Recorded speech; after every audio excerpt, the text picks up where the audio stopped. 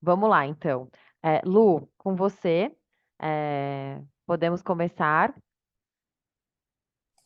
Muito bom, muito obrigada pela introdução. Prazer estar aqui novamente. Ano passado eu vim com a Ana, esse ano eu vim acompanhada do Paulo. A gente sempre vem em dupla aqui no time da Razonete para poder trazer maior agilidade para vocês, tanto na mentoria quanto nas respostas das perguntas. Então, como a Mari falou, por favor, façam suas perguntas, mandem no chat, a gente está aqui para responder vocês da melhor forma possível. Ah, acompanhei a mentoria, mas a minha dúvida, ela por algum motivo não pôde ser resolvida, ou ela não foi respondida imediatamente, ou era algo específico e o pessoal pediu para eu entrar em contato. O que que eu faço? A gente vai disponibilizar aqui o número do WhatsApp da Razonete. Eu vou falar ele agora, mas depois a gente manda no chat para ficar gravadinho. Mas é 49 DDD 998 30 07 25. Por meio desse número, vocês podem chamar a gente no WhatsApp e aí a gente responde as suas dúvidas, tá? É só avisar lá: oi, eu vim da mentoria da Estímulo 2020, queria que vocês tirassem essa dúvida aqui para mim e a gente vai responder. Ah, não decorei o número e não consegui salvar o contato. Tem outra forma de eu acessar a Razonete?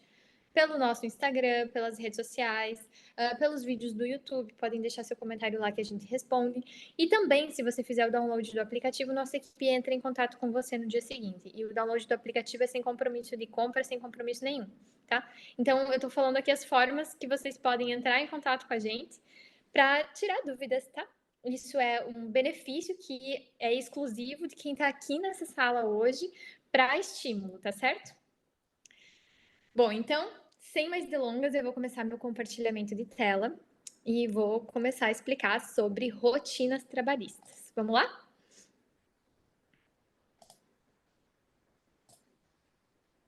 Muito bem. Bom, pessoal, a primeira coisa que a gente tem que entender quando fala de rotinas trabalhistas é que elas regem as relações de trabalho e de emprego. Ah, Luana, você não ia falar sobre como não levar processo? É isso mesmo, eu vou falar sobre como não levar processo, como não ter medo de ter uma relação de empregador e empregado dentro da empresa e de sentir segurança no crescimento. E para isso, vocês precisam conhecer o básico sobre legislação trabalhista.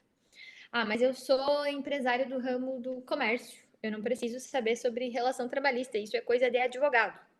Isso não é verdade, pessoal. Uma vez que você tem uma empresa, a sua profissão muda. Você deixa de ser vendedor, por exemplo, e você passa a ser empreendedor, empresário.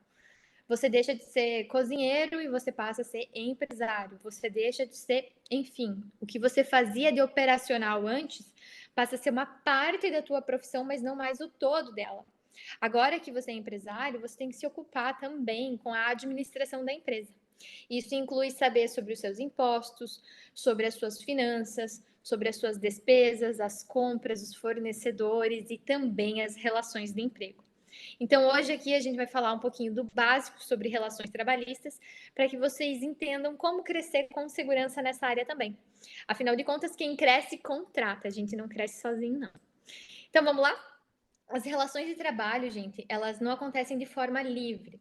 Eu não posso determinar todas as regras que eu quiser para acontecer uma contratação. Eu tenho que seguir as regras que são a legislação brasileira.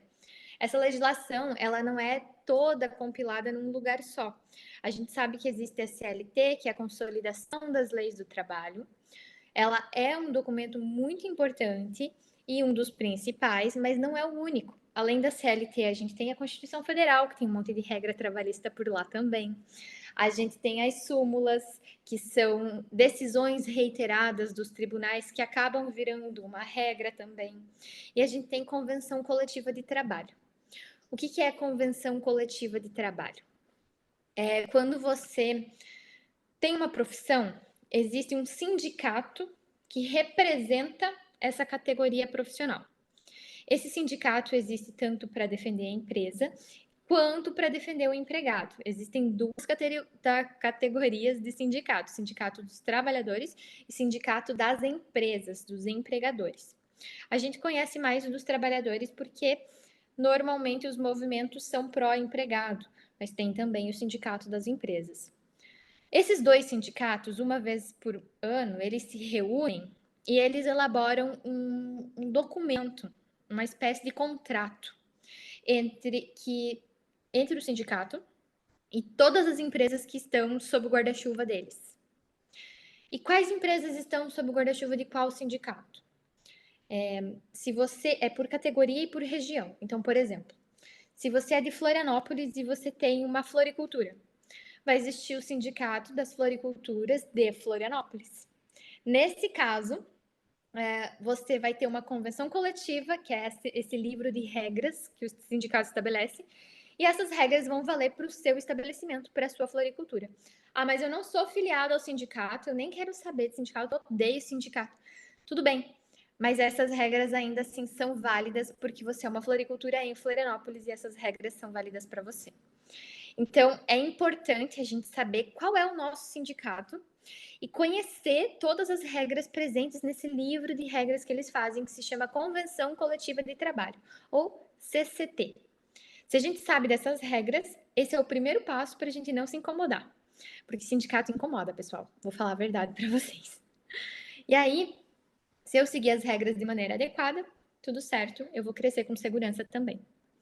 Então, primeira coisa, a gente aprendeu que relações de trabalho, elas não são livres, elas são regidas por leis e por regras, e eu tenho que conhecer quais são essas regras.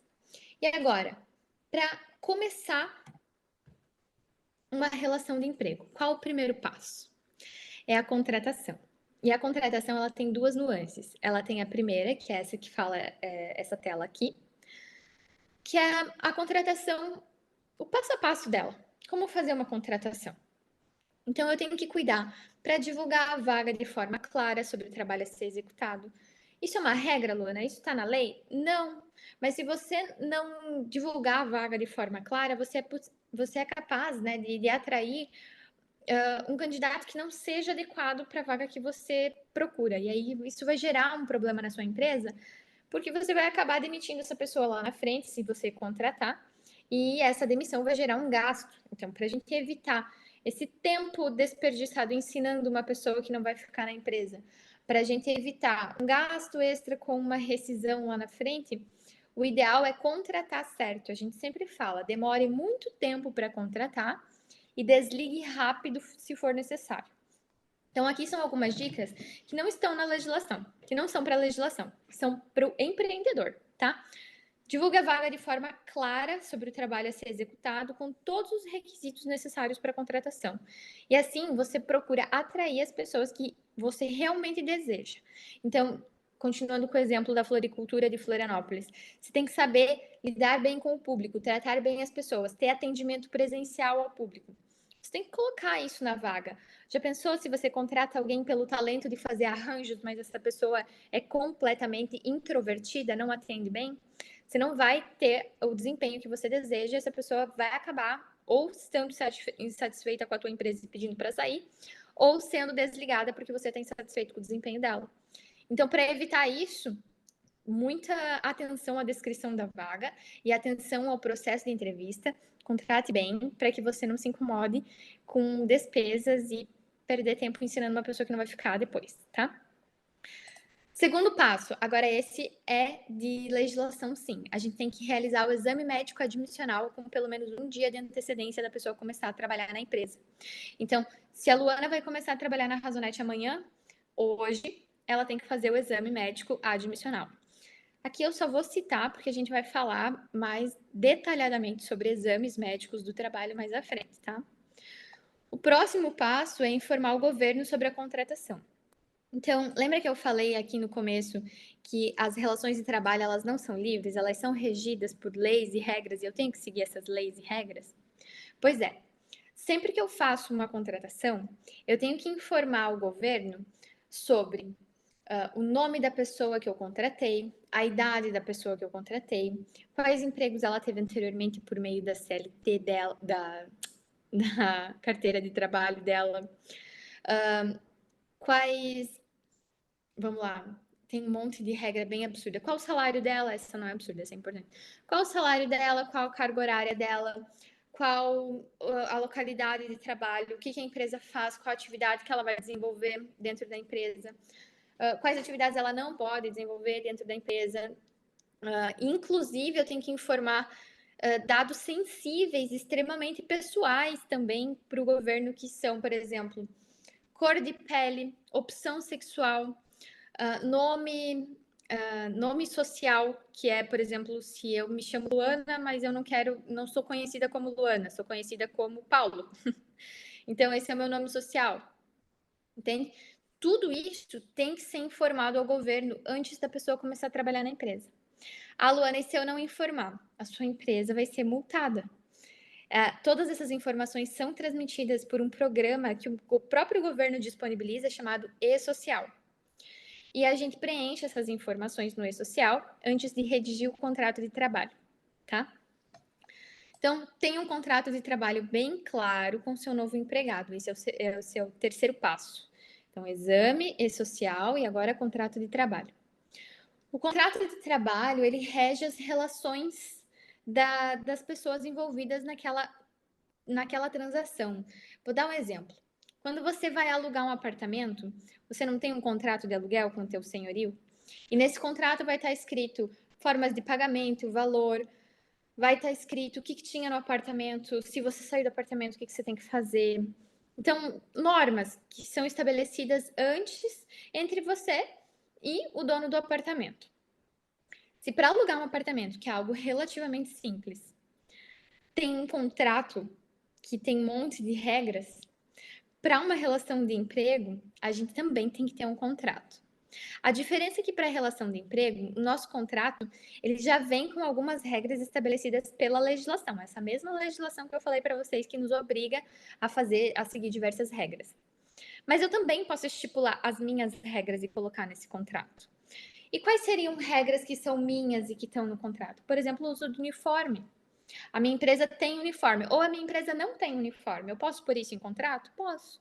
Posso colocar. Na Razonete não é obrigatório o uso do uniforme. Mas eu posso colocar no contrato um código de vestimenta, mas usamos preto, a gente usa preto. Não sei. O que mais que eu posso pôr no contrato? Autorização do uso da imagem. Então, por exemplo, hoje eu estou aqui e o Paulo também está aqui. Nós dois trabalhamos na Razonete. E a gente está expondo a nossa imagem e relacionando ela com a imagem da empresa. A empresa tem que pedir uma autorização, se a gente autoriza expor a nossa imagem. E também a gente tem que dizer para que a gente autoriza essa exposição da nossa imagem. Entende? Isso são coisas que a gente não pensa e que tem que estar no contrato. Luana, mas aqui você está dando uma mentoria para estímulo, é um negócio assim super supra-sumo, mais. Na minha empresa não tem isso, é uma floricultura lá de Florianópolis. Legal.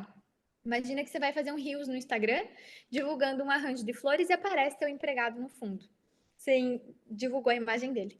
Então, se você quer divulgar a imagem dele, você coloca no contrato e pede para ele, eu vou fazer Reels no Instagram e pode ser que a sua imagem apareça, pode ser que eu convide você para fazer o Reels, pode ser que eu coloque uma foto sua no Instagram da nossa empresa e eu quero saber, você concorda com isso? Tá tudo bem?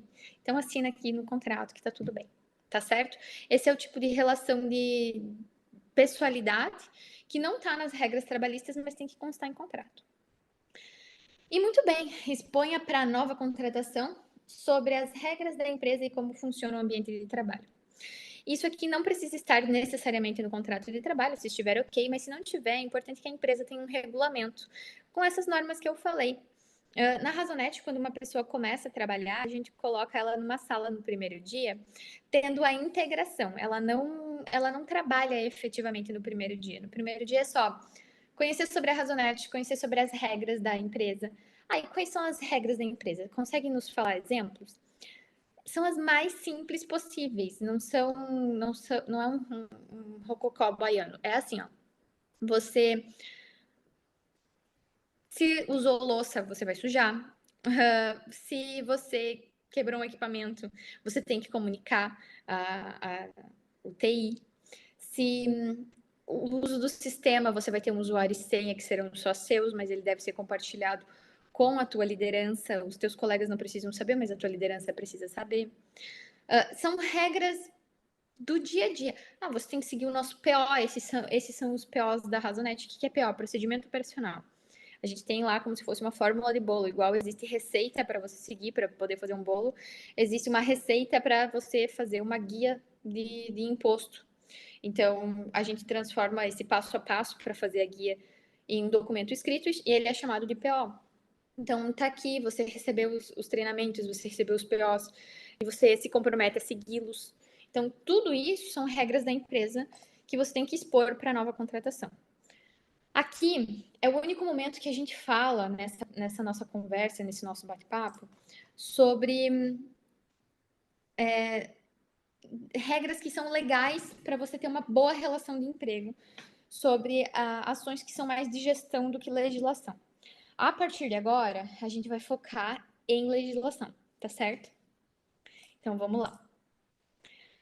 Quando eu faço uma contratação, a primeira coisa que eu tenho que fazer é saber quem são as pessoas que fazem parte desse documento, desse contrato.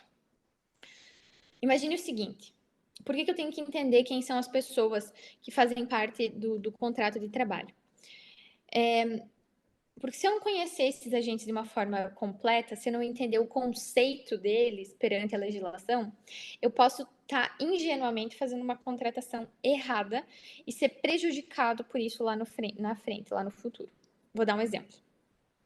Imagine que você tem um autônomo dentro da sua empresa e você paga corretamente o RPA dele todo mês, porém esse autônomo ele tem características de empregado e você nem sabia. Lá na frente, esse autônomo entra com uma reclamatória trabalhista contra a sua empresa, dizendo assim: eu era contratado lá da empresa deles e eles nunca fizeram o meu registro. Eu era funcionário lá e eles nunca fizeram o meu registro. Eu quero agora que eles me paguem todas as verbas trabalhistas, todo o valor da folha de pagamento, recolhimento de INSS, recolhimento de FGTS, tudo. Você vai ter que pagar. Se você não sabia as características que diferem autônomo de empregado e acabou sem querer tratando um autônomo como empregado, você vai ter que pagar. E a gente sabe que perdão, uma vez na ação trabalhista, a tendência é que ela seja favorável ao empregado. Então, a nossa melhor prevenção é seguir a legislação à risca. Então, vamos entender quem são esses agentes. Quem é o empregador? O empregador é a pessoa que contrata um trabalhador para prestar serviços de forma subordinada e remunerada. Então, o empregador é o cara que assume os riscos da operação, assume os riscos da empresa. Ele é a pessoa que busca essa contratação. Ele também, por assumir os riscos da empresa, ele também assume os lucros da empresa, se for o caso. Ele dá ordens e ele paga salário. E quem que diz isso, Luana? A própria CLT diz isso. Ela define a figura do empregador no artigo 2º da CLT. Ela fala assim: considera-se empregador. Eu não me lembro de cor, peraí que eu vou ler aqui no meu celular, mas ó. Considera-se empregador a empresa individual ou coletiva que, assumindo os riscos da atividade econômica, admite, assalaria e dirige a prestação pessoal de serviço. Então, o que a gente tira de lição desse artigo 2º? A CLT, ela fala para mim quem é a pessoa que emprega. Ela fala para mim quem é o empregador. Ela não diz em momento algum que esse cara precisa ter CNPJ. Então, se eu não tenho CNPJ, eu posso ser um empregador? Eu posso ser considerado empregador mesmo não tendo empresa? Pode, porque em momento algum ele fala que você tem um CNPJ. Ele fala assim que você tem uma atividade econômica, mas ele não fala que você tem uma empresa. Então, entendem por que eu tenho que conhecer um pouquinho sobre as características de cada personagem para eu não correr risco? Não tô seguro porque eu não tenho CNPJ. Então, eu sei que todo mundo que está aqui nessa sala tem empresa, tem CNPJ, está constituído. Mas você se conhece alguém que é autônomo, que não tem empresa, mas tem 2, 3 pessoas que ele chama para ajudar regularmente, esse cara está correndo risco de sofrer ação trabalhista mesmo não tendo empresa. Por quê? Porque ele foi lá e ele contratou. Ele foi lá e ele deu ordens. E ele vai lá e ele paga um salário para essas pessoas. Ele é considerado empregador. E empregado, como é que é o empregado?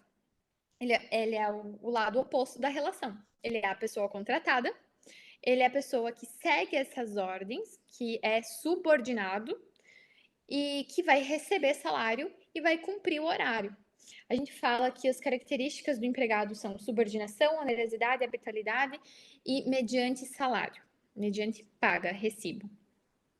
Empregado, então, é a pessoa contratada para. Isso está na CLT, tá? É a pessoa contratada para prestar serviços ao empregador em uma carga horária pré-definida, mediante salário e recebendo ordens.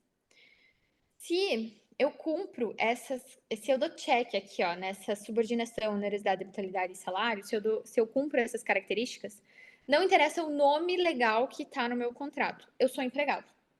Ah, eu tenho um autônomo. Eu contratei um autônomo lá para minha empresa e eu quero que ele faça o serviço da seguinte maneira.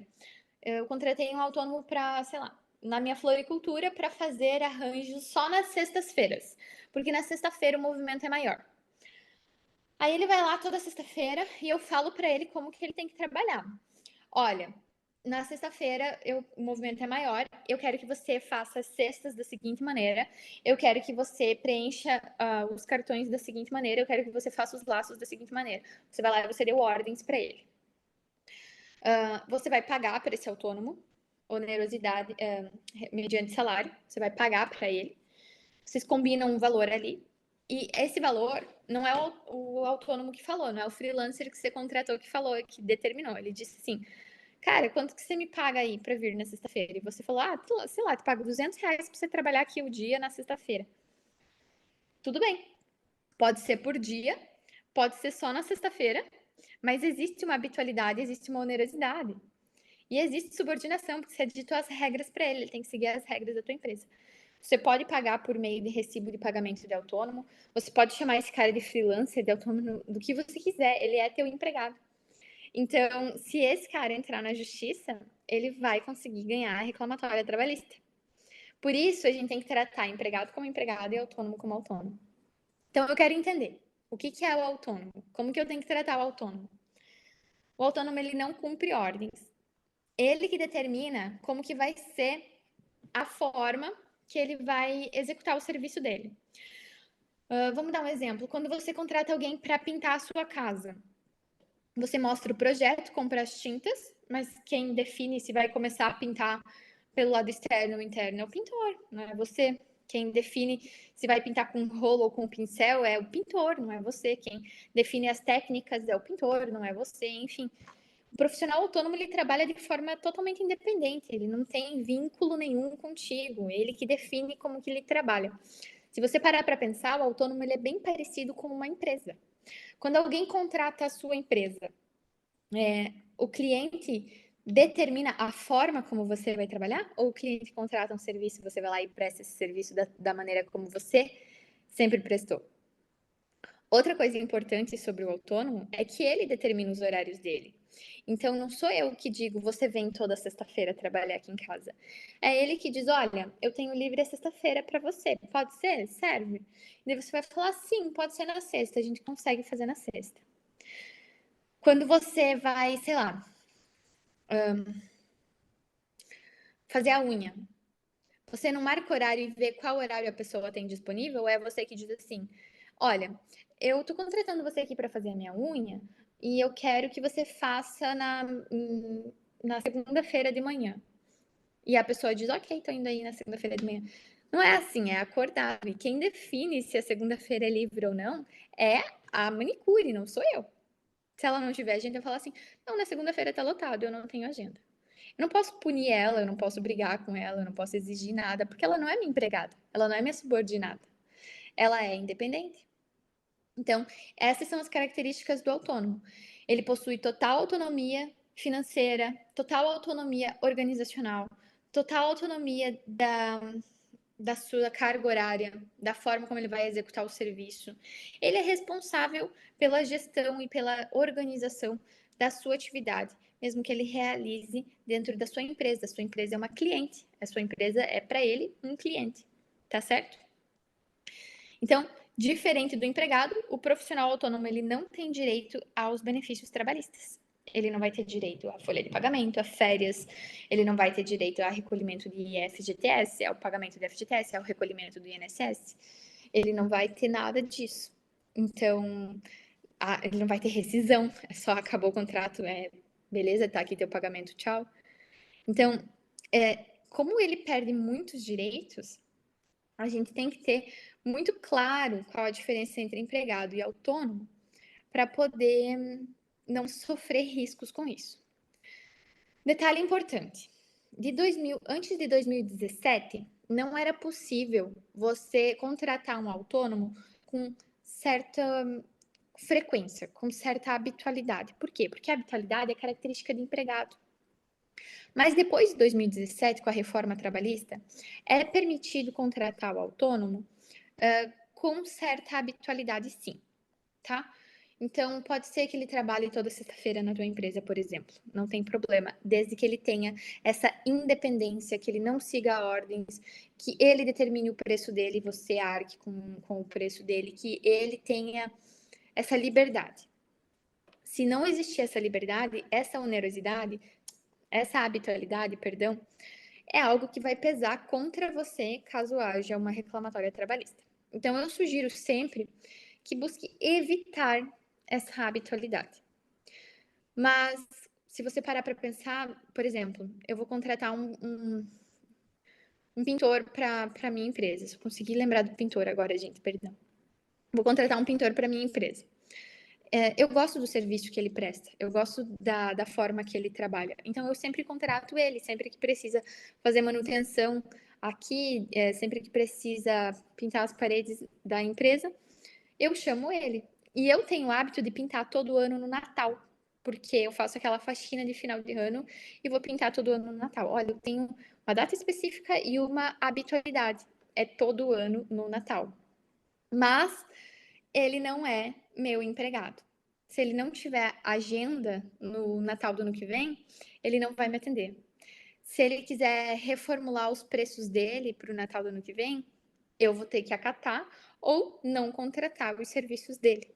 Existe essa relação de independência. Tem que sempre cuidar disso. Gente, aqui que eu demorei mais. E por fim nós temos o estagiário. O estagiário é estudante, tá? Ele não é trabalhador. Ele é uma pessoa que está estudando e ele está usando a tua empresa para estudar. O vínculo com o estagiário, ele não é do estagiário para com a empresa, é do estagiário para com a instituição de ensino. E da empresa também. Não é da empresa para com o estagiário, é da empresa para com a instituição de ensino, tá? Estagiário não é trabalhador, não é regido pela CLT, existe lei própria do estágio, 11 mil e alguma coisa. Pera que eu já vejo aqui na apostila, pera. A lei do estágio é 11.788 de 2008.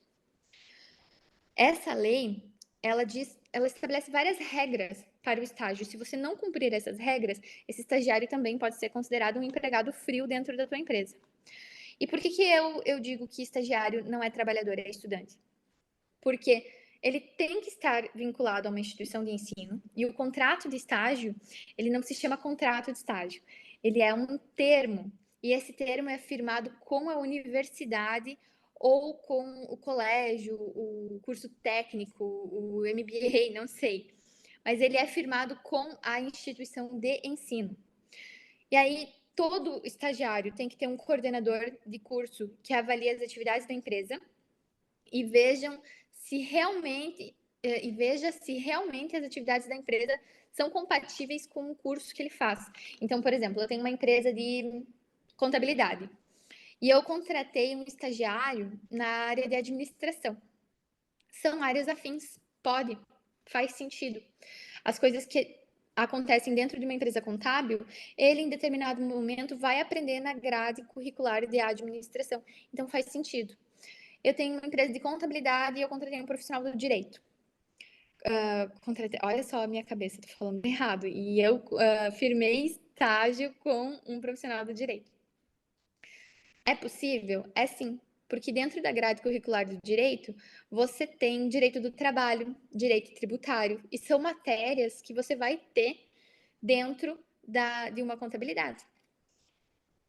Agora, eu tenho uma contabilidade e eu quis firmar contrato de estágio com um profissional da área de biologia. É possível? Não, porque não tem nada a ver biologia com contabilidade. Eu não vou ensinar nada para esse estudante. E aí, se o coordenador do curso avaliar que as atividades da empresa não complementam a educação dele, o coordenador vai dizer isso não é estágio, isso não está permitido e ele não vai liberar. O estagiário, a cada 12 meses de trabalho, ele tem direito a férias, sim. Vai ser um recesso de 30 dias que preferencialmente deva coincidir com as férias da escola, com as férias da universidade. Ele tem que seguir as regras de medicina e segurança do trabalho como qualquer outra pessoa que trabalhe dentro da empresa. E que mais? Deixa eu pensar. A atividade tem que estar relacionada, tem que o coordenador liberar. Tem que ter um coordenador dentro, ele tem que ter um supervisor do estágio. É como se fosse um líder direto do estagiário. Ele não pode sentar lá e executar as ações sozinho, ele tem que ter um supervisor que vai ficar de olho nele. Esse supervisor, ele tem um limite, ele não pode cuidar de mais do que 10 estagiários, se não me engano. 10 estagiários. Ele não pode cuidar mais do que 10 estagiários por vez, tá? Ele tem um limite de estagiários ali. Gente, não tô acompanhando o chat, mas Paulo, você tá acompanhando o chat aí? Então beleza, já vi teu ok. Eu vou desandar a falar, porque senão não vai dar tempo da gente terminar. É por isso que a gente dividiu, assim, dessa vez eu vou só apresentar o conteúdo e o Paulo vai responder as perguntas. Bom, continuando sobre o estágio. Dentro da empresa, o empregado registrado da empresa, ele tem que, então, que orientar esse estagiário. E ele tem que ter, no máximo, 10 estagiários debaixo do guarda-chuva dele, tá? E se não seguir essas regras, Luana, o que acontece? Se você não seguir essas regras, ele pode ser considerado um empregado dentro da sua empresa. O horário de trabalho do estagiário também é diferente. Ele pode ser que seja diferente, porque na verdade, se a sua empresa tiver um horário de 6 horas, o horário do estagiário vai ser igual ao de todo mundo. Mas se a sua empresa tiver um horário de 8 horas diária, o horário do estagiário ele é um pouco reduzido, ele é de no máximo 6 horas. Então, existem regras do estágio que estão previstas nessa lei 11.788. E se você não seguir, você corre o risco de ter um empregado disfarçado dentro da tua empresa, e aí você está aberto para possíveis reclamatórias trabalhistas. Essa parte aqui é bastante relevante para a gente entender que o primeiro passo para ter segurança é contratar certo. E para eu poder contratar certo, eu tenho que entender quem é o empregador, quem é o empregado, quem é o autônomo e quem é o estagiário. E tratar cada qual dentro da sua realidade. Tá certo? Continuando. Eu fiz a contratação. Qual o segundo passo? Eu tenho que fazer o exame médico admissional. Gente, falando sobre os exames, vou pincelar. Esse aqui dá para a gente passar mais rápido. Nós temos exames admissionais, periódicos, de mudança de função, de retorno ao trabalho e demissional. Os exames, eles servem para proteger a saúde do empregado? Sim. Mas eles também servem para proteger a empresa. Eu vou citar aqui um exemplo que já aconteceu com um cliente da Razonet. Perdão, a minha voz vai falhando. Bom, tivemos um cliente já no passado que foi contratar uma empregada para a empresa dele e ela tinha um problema nas costas. E esse problema nas costas era pré-existente ao serviço que ela realizava. Ela trabalhava numa empresa de comércio, era uma empresa de comércio, né, para a qual ela foi contratada, e ela já tinha esse problema nas costas. Como é uma empresa de comércio, o problema nas costas dela não impedia ela de trabalhar, estava tudo certo. Então, ela foi liberada no exame admissional. Mas lá no exame admissional tinha uma observação, que ela tinha um problema nas costas. Não sei dizer qual problema que era, tá? Eu só lembro que era um problema nas costas. E aí, anos mais tarde, ela foi desligada da empresa. E depois de desligada da empresa, ela entrou com uma reclamatória trabalhista dizendo que pelo trabalho que ela executava, por ficar em pé o dia inteiro atendendo cliente, ela desenvolveu um problema nas costas e colocou lá os atestados médicos dela que comprovavam que ela tinha um problema nas costas. E a empresa conseguiu ganhar essa reclamatória trabalhista, ela não teve que pagar. Por quê? Porque eles comprovaram por meio do exame admissional que quando ela começou a trabalhar na empresa, ela já tinha isso. Que não foi culpa da empresa ela desenvolver esse mal nas costas dela. E que mais? Que ela podia sentar a qualquer momento, que a execução do serviço dela não exigia que ela ficasse em pé o dia inteiro, enfim, né? Não foi só isso, claro. Mas percebam como o exame admissional, nesse caso, ajudou a empresa. Então, tem muita empresa que reclama em ter que fazer o exame admissional, que acha um absurdo, só que isso pode representar para a empresa uma proteção. Outra coisa, se eu tenho. Você já pensou se essa moça fosse trabalhar na BRF, no setor de frango lá, que fica fazendo o mesmo movimento repetitivo várias vezes? Provavelmente ela ia ser recusada no exame admissional. Se ela já tinha um problema pré-existente nas costas, esses serviços repetitivos, assim, eles normalmente eles geram problemas de saúde para as pessoas ao longo dos anos. Então, provavelmente ela não ia ser admitida, ela não ia passar no exame admissional dela. E nesse caso, o que eu faço? Eu cancelo a admissão? Sim, você cancela a admissão. Você não vai fazer a admissão dessa pessoa. Você vai ter que procurar outro candidato. Por quê? Porque ela reprovou no exame admissional. Não pode entrar na empresa. Então, o exame admissional, ele protege o empregador. É importante realizar assim. E quem que paga por esse exame? É a empresa. Ele é um exame obrigatório para a empresa deve fazer o pagamento desse exame. Onde que ele é realizado? Em qualquer médico? Não. Tem que ser num médico do trabalho. Esse médico do trabalho normalmente vai operar numa empresa de medicina e segurança do trabalho. A empresa de medicina e segurança do trabalho, ele não realiza só exames, exame médico, admissional, periódico, enfim. Eles também fazem os laudos de medicina e segurança do trabalho, que também são obrigatórios, todas as empresas têm que fazer esses laudos. Esses laudos, eles avaliam as condições da sua empresa. Eles vão dizer assim, aqui nessa empresa não existe nenhum risco, todos os processos ergonômicos estão sendo seguidos, nessa empresa todo mundo trabalha com segurança, não precisa de equipamento de proteção, ou eles vão olhar para a tua empresa e vão falar, não, essa empresa aqui apresenta um grau de risco, mas se eles colocarem esse equipamento de proteção, eles eliminam esse grau de risco. Ou eles vão dizer assim: essa empresa apresenta um grau de risco bastante alto e, mesmo com equipamento de proteção, não elimina, mas pode reduzir esse grau de risco e os equipamentos são esse. Então, essas empresas, elas fazem isso, elas vão fazer os exames admissionais, elas vão fazer os laudos de segurança para avaliar o estado de segurança da sua empresa e elas vão direcionar se você tem que comprar equipamentos de proteção individual ou não, ou equipamentos de proteção coletiva. O que é equipamento de proteção individual? O que é equipamento de proteção coletiva? Equipamento de proteção individual, como o próprio nome diz, é algo que pertence somente a mim. Então, por exemplo, um protetor auricular que eu coloco na minha orelha é só meu, é individual. Equipamento de proteção coletivo é algo que é um só e serve para todo o grupo que está ali debaixo daquele equipamento. Por exemplo, um purificador de ar, um purificador de água. Nesse caso, é um equipamento, é uma máquina que vai ficar na parede, que vai ficar no local, que vai ficar na empresa e que vai beneficiar todo mundo de maneira coletiva. Quem determina o que comprar, como comprar, quando comprar, se é necessário, se não é necessário, quais que eu preciso ou que eu não preciso, são essas empresas, tá? Muito bem. Temos também um exame periódico, que, como o próprio nome diz, tem que ser realizado de tempos em tempos. Então, se eu fui admitida hoje, eu fiz o meu exame admissional, nunca mais eu vou ter que fazer exame? Não, você vai ter que fazer exames de tempos em tempos. De quanto em quanto tempo? A CLT determina 3 prazos principais, que são de 6 meses para trabalhadores de alto grau de risco ou pessoas acima de. Não me lembro de qual idade, mas pessoas mais velhas ou muito novas. Cada 1 ano para pessoas menores de 18 anos ou maiores de 45 anos, ou se você tiver um grau de risco que exija que seja repetido o exame a cada 1 ano. E a cada 2 anos para os trabalhadores entre 18 e 45 e que trabalhem em empresas que não representem tanto risco. Então, tem de exame periódico a cada 6 meses, a cada 1 ano, a cada 2 anos. O que a gente recomenda?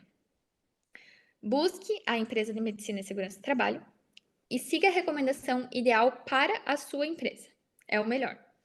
Não existe uma fórmula de bolo, não tem como ser muito genérico aqui. Vai depender da tua atividade, vai depender da localidade que você tá. Às vezes a tua atividade nem é de risco, mas você tá dentro de uma área que é de risco. Então, é muito particular, é muito individual, você tem que procurar uma empresa. Exame de retorno de mudança de função, pulei um ali. Exame de mudança de função. Toda vez que alguém troca de função dentro da empresa, tem que realizar um exame para ver se é apto para essa nova função. É a mesma regra do exame admissional. Quando você é admitido dentro de uma empresa, você vai exercer uma função. Se você muda essa função, tem que saber se você é apto para fazer essa nova função. É igualzinho ao exame admissional, é o de troca de função. Exame de retorno ao trabalho. Fiquei mais do que 30 dias afastado, mais do que 29 dias, para ser sincera, porque se você ficou 30 dias afastado, você já tem que fazer esse exame. 31 dias você tem que fazer esse exame. Você tem que fazer o exame de retorno ao trabalho. Ah, saí de férias, peguei férias de 30 dias, na volta vou ter que fazer exame de retorno ao trabalho? Vai, porque se você ficou 30 dias fora, é mais que 29 e vai ter que fazer o exame de retorno ao trabalho. E o exame demissional, que é quando você é desligado da empresa, você tem que fazer, quando você entra, você faz um exame para testar a tua saúde quando você entrou. E quando você sai, você faz um exame para testar como estava a tua saúde quando você saiu. Isso também pode ser benéfico para a empresa. Muita gente diz assim, é benéfico só para o trabalhador, para dizer que ele desenvolveu ou não uma doença aqui dentro da nossa empresa. Porém, também é benéfico para a empresa, porque se você comprova que quando ele saiu da sua empresa, a saúde dele estava 100%, depois, se ele quiser entrar com uma reclamatória trabalhista, dizendo assim, desenvolvi problema na perna por causa da empresa Razonete, e eu vou lá e apresento todos os exames dele, o admissional, o periódico e o demissional, atestando que durante o período que ele trabalhou na nossa empresa, a saúde dele era perfeita e não tinha problema nenhum. Isso corrobora para a segurança da empresa. Então, os exames eles são realmente importantes, são válidos e são uma ajuda para o empregador. Exame demissional, gente, às vezes ele pode ser um pouco delicado, porque você já desligou a pessoa e depois que você desligou, você quer fazer um exame. Você tem que obrigar a pessoa a ir lá e fazer um exame. Às vezes ela não quer, às vezes ela não vai. Às vezes ela diz assim: já não devo nada para essa empresa, não vou mais fazer o exame. E para você mandar fazer antes é complicado, porque daí você vai dizer assim: viu, vai lá fazer um exame. Você não comunicou a pessoa que ela vai ser desligada. Ela chega lá e ela descobre que é um exame demissional, né? Não é uma maneira ideal de descobrir que vai ser desligado da empresa. Então, como que a gente faz? Qual que é a dica que a gente dá para que você tenha todos os exames demissionais em dia sem ter muita dor de cabeça? Existe uma exceção do exame demissional que é a seguinte: se você realizou um exame em menos de 90 dias, esse exame que você realizou há menos de 90 dias, ele pode servir como exame demissional. Então, se eu fiz o exame periódico dele hoje e eu rescindi o contrato dele daqui 2 dias, eu posso usar o periódico como demissional, tá certo? Continuando sobre a contratação. Existem 3 formas de contratação legal: a por prazo determinado, indeterminado e o contrato intermitente. O contrato de trabalho por prazo indeterminado é a regra, é o contrato comum. Se eu não falar nada, é esse que está valendo. E ele funciona assim: eu tenho data para começar, mas eu não tenho data para terminar. Vou trabalhar aqui para sempre. O contrato de trabalho por prazo determinado, ele não é regra, ele é exceção. Então, ele tem que estar escrito lá no meu contrato de trabalho. Esse contrato de trabalho é por prazo determinado. Se não tiver escrito nada, ele vai ser considerado indeterminado. Se tiver escrito que é por prazo determinado, eu não posso fazer a meu bel prazer. Eu tenho que seguir algumas regras.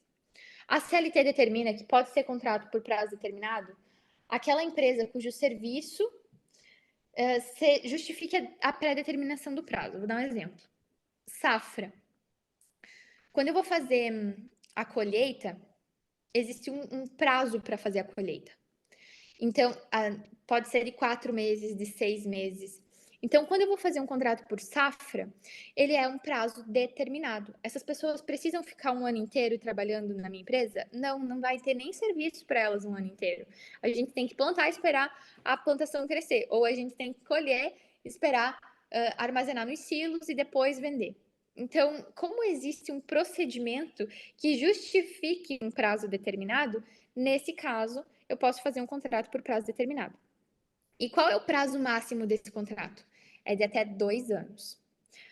Eu trabalho numa empresa que já foi local, o local físico onde a gente trabalha, ali onde hoje é a Razonet, uma vez era um setor de uma grande empresa, capital aberto na B3, que é aqui da região. Essa empresa, ela resolveu trocar de sistema, é uma indústria e ela resolveu trocar de sistema. E aí eles migraram do sistema que eles tinham anteriormente para o SAP, que é um sistema muito famoso, comum nas indústrias. Fazer essa troca foi um processo gigantesco, muito difícil, moroso, delicado. Por quê? Porque a indústria trabalha 24/7. Então, eles não poderiam parar em momento algum para fazer essa troca de sistema. Eles teriam que trocar o sistema com as máquinas rodando, com a indústria andando. E isso exigiria uma organização muito grande. Aí, sabe o que eles fizeram? Criaram um setor para essa troca de sistema. Fizeram esse setor numa localidade diferente, que é a localidade, era um setor todo de tecnologia, então a gente aproveitou essa estrutura deles, né? Por isso que a Razonet é lá hoje. Fizeram esse setor nessa localidade e contrataram 80 profissionais de TI para fazer essa troca de sistema para o SAP. E esses 80 profissionais, eles foram contratados por prazo determinado. Eles tinham um plano de 1 ano e meio para fazer essa troca de sistema. Então, como o contrato por prazo determinado, ele tem prazo máximo de 2 anos, 1 ano e meio estava dentro da escala, estava legal, e todos os 80 profissionais de TI foram contratados por prazo determinado. E o que aconteceu ao final deste 1 ano e meio? Todos os contratos foram encerrados, essas pessoas foram trabalhar em outros locais ou, enfim, seguiram suas vidas. Então, é possível fazer um contrato por prazo determinado se a natureza ou transitoriedade justificar a pré-determinação do prazo. Segunda possibilidade, atividade de caráter transitório. Não é a mesma coisa, Luana? No de cima, a atividade dentro da empresa, a natureza do serviço justifica o prazo. No de baixo, a empresa deixa de existir. A empresa existe só por um determinado período e depois ela some. Por exemplo, vai ter o Rock in Rio no Rio de Janeiro. E eu resolvi criar um quiosque. Eu vou fazer um quiosque para vender chaveiro, para vender chinela havaianas, para vender biscoito Globo. Quero vender essas coisas para os turistas porque vai ter o Rock in Rio, vai ser um evento diferente e a minha empresa vai ter prazo para abrir e prazo para fechar. Nesse caso, eu posso fazer as contratações por prazo determinado? Pode. É a mesma no de cima. É a atividade que tem começo, meio e fim. E no de baixo é a empresa que tem começo, meio e fim. Tá? Então, qual a regra? A mesma. Prazo máximo de 2 anos. E detalhe, acabei não falando. Esse prazo pode ser prorrogado uma única vez dentro do contrato, desde que ele não ultrapasse o limite máximo de 2 anos. Então, por exemplo, contratei a Luana, mas eu não sei se ela é boa no serviço. Então, eu fiz o contrato dela para 6 meses. E aí, em 6 meses, eu avalio se eu vou manter ou se eu vou encerrar. Em 6 meses não consegui avaliar o serviço dela. Posso prorrogar? Posso prorrogar pelo prazo determinado. Ou 6 meses eu disse, não, ela é boa, mas a minha atividade vai encerrar, então eu vou prorrogar para até o final da atividade, pelo prazo de 2 anos. Pode prorrogar uma única vez, pelo prazo, desde que não ultrapasse a soma dos 2 contratos, não ultrapasse o limite máximo de 2 anos, que é o limite da contratação. O que acontece se ultrapassar o limite máximo? Ele passa automaticamente a ser contrato por prazo indeterminado. O que acontece se eu prorrogar 2 vezes? Ele passa automaticamente a ser contrato por prazo indeterminado também. E a terceira modalidade, e mais famosa, de contrato por prazo determinado, é o contrato de experiência. O contrato de experiência, ele é um contrato por prazo determinado bem mais curto do que os outros 2 contratos. Ele tem duração máxima de 90 dias e ele pode ser prorrogado uma única vez, assim como os demais. Então, ele não tem duração de 2 anos, né? Já pensou? 2 anos de experiência? Ele tem duração máxima de 90 dias e ele pode ser prorrogado uma única vez. O contrato de experiência, ele serve para que a empresa conheça o empregado, avalie o serviço dele, e para que o empregado conheça a empresa, avalie se é ali que ele quer estar. Então, essas duas partes, elas têm uma data certa para encerrar o contrato se elas quiserem. Mas se elas não quiserem e quiserem que o contrato continue, o que elas fazem no dia que encerra o contrato de experiência? É só não fazer nada. Automaticamente, ele passa a vigorar como contrato por prazo indeterminado. Agora, eu contratei a pessoa por experiência e eu errei, eu esqueci o dia do término do contrato e eu quero encerrar agora por término do contrato. Posso? Não pode. Vai ter que fazer a rescisão normal, pagando todas as verbas trabalhistas, todas as verbas rescisórias. Porque você não encerrou no prazo. Vamos seguindo aqui. Detalhe. O contrato de experiência ele pode ser prorrogado uma única vez e ele tem prazo máximo. Mas ninguém fala nada sobre prazo mínimo. E não existe, assim, uma regra. Pode ser que haja uma regra na tua convenção coletiva de trabalho. Aí sim. Mas na CLT, nas súmulas, não existe uma regra. Tem alguns doutrinadores que falam em 10 dias, outros falam em 15 dias, para pelo menos dar um mês de décimo e férias. A partir de 15 dias, o empregado já tem direito a um mês de décimo ou um mês de férias. Mas não existe uma regra de prazo mínimo. A única regra que tem é prazo máximo 90 dias e pode ser prorrogado apenas uma vez, desde que a soma dos dois períodos não ultrapasse o prazo máximo de 90 dias. Então, um exemplo: contratei por experiência por 30 dias e renovei o contrato de experiência por mais 60 dias. Tá certo. Contratei por 15 dias, renovei por mais 75. Tá certo. 45 mais 45. Tá certo. E se não der, por exemplo, se não der 90, se ficar abaixo de 90, contratei por 30, prorroguei por mais 30, deu 60 no final.